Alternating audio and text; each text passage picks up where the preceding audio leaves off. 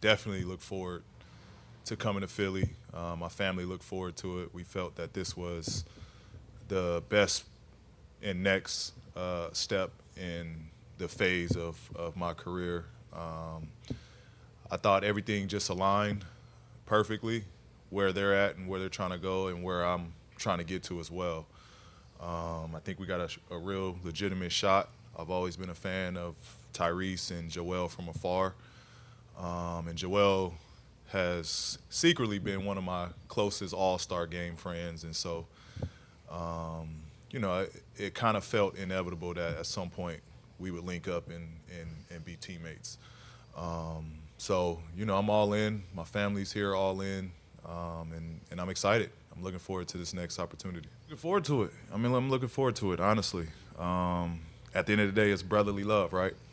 I'm looking forward to it. I think pressure is good. I think intensity is good. That's what you get up for. You want the fans to be fired up. You want them to, put that pressure on you to go out and perform and win games. That's our job. So I'm looking forward to it. Be as critical and as hard as you can. I think it's going to work out for myself and for the team. So I'm looking forward to that. I'm not scared or shying away from that at any point, at any stage. That's what you look forward to. I don't think much, honestly. I know what I'm out there to do, and that's ultimately put the ball in the basket and try to guard the best player on the other team. Again, with that is, at times I know that during the course of a year it's going to be a long season, but the three of us, I think, can carry a ton of that workload. I look forward to playing with such a presence in Joel. And I don't think I've played with someone at that level, at that size, that dominates. So really looking forward to what that looks like on the floor. But to answer your question, I don't think it changes much. I know what I'm here to do, and just go out there and do my job. And you've said in the pod that you wanted to stay in LA if all things were equal. I guess, what have your impressions been of Philadelphia thus far that you've been around? It's been nice. It's been a warm welcoming since I've been here, from free dinners to, good cheesesteaks. So it's been warm welcoming. I think everywhere we've been so far has been a lot of love. You could tell the city is ready and thirsty to win. Already I'm ready to get to work and put the hard hat on and go out and try to compete for a championship. But it's been nothing but love since the second we've been here.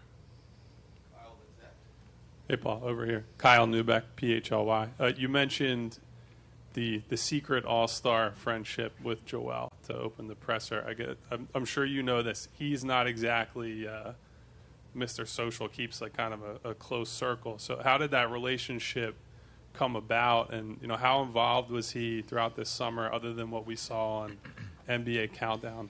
It all started with the side eye. It was the side eye. I kind of just got that read from him. I'm not much of a social guy in the all-star setting. I kind of keep to myself. And so randomly, he came to me and we just started talking, and this was all-stars, couple all-stars back. And then it got to a point where it was like, man, I look forward to talking to Joel this all-star weekend. And, the next all-star comes on, and here we are again, chopping it up. How's the kids? How's this? Congratulations on shoe deal. We just, over time, just built, a friendship. And, I think what kind of hit it home is, we had a conversation before these convos even started. We had a conversation, and, it's basically like, man, he opened up to me. You know, I don't, you know, have a lot of people I talk to. I this, I that. I keep to myself.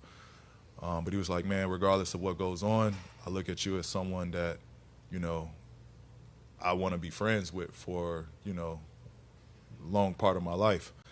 And that was deep to me. You know, that was deep to me because, you know, we knew each other, but, you know, we didn't know each other on that level yet. And for him to just open up to me, it kind of just, you know, it felt right. Like, you know, this is someone, obviously, that I get along with. We've spent a ton of time doing All-Star games. And so just at that point on, we kind of just built a stronger relationship to where it came to this summer. We talked and, you know, we kind of just had our ways of how this could work, what it looked like, us being out there together. And again, it just made sense. You know, at the end of the day, it just made sense. We both were kind of at the same level of what we wanted out of it, and we felt we could have helped each other. And, you know, I think our relationship's pretty strong. And I guess, you know, basketball-wise, you've played every role from, like, undisputed number one guy when you started out in Indiana to L.A. It was dependent on the night, right? Kawhi's healthy, Kawhi's not, whatever it is, you're changing your role a lot. I guess what would you say to Joel and Tyrese is kind of the most important thing about, you know, being a member of like a big three like that and how to navigate that together? It's easy, man. Just go win. Let's go win. Like, there's no ego with me. I think people took that out of context when we speak about my time in LA and, you know, the second option conversation. I think people kind of took that out of context. I just want to go win. It's not about shots for me. It's not about, you know, having the ball in my hands the whole game. It's about winning. I want to make winning plays. I know when, over a course of game, when I need to be aggressive, when I need to, you know, raise the level. But for me, it's about winning. That's all I care about is trying to win, putting everything towards that. And that's really the conversation us three need to have, myself, Joel, and Tyrese. Whatever it takes, let's go do it. Let's get the job done. And then we just relay that to the team. What's going on, Paul George? It's Zach Chavalella, Metro Philadelphia, Philly Sports Network. Welcome to Philly. And you mentioned earlier that you picked number 8 based on the influence of Kobe Bryant. Mm-hmm. I was wondering if you could speak on his influence to you a bit and what you would like your legacy in Philadelphia to be by the time your time's here done. Yeah, I mean, obviously Kobe is Kobe. He's one of the reasons I picked up the basketball, being a Southern California kid, the biggest influence on me.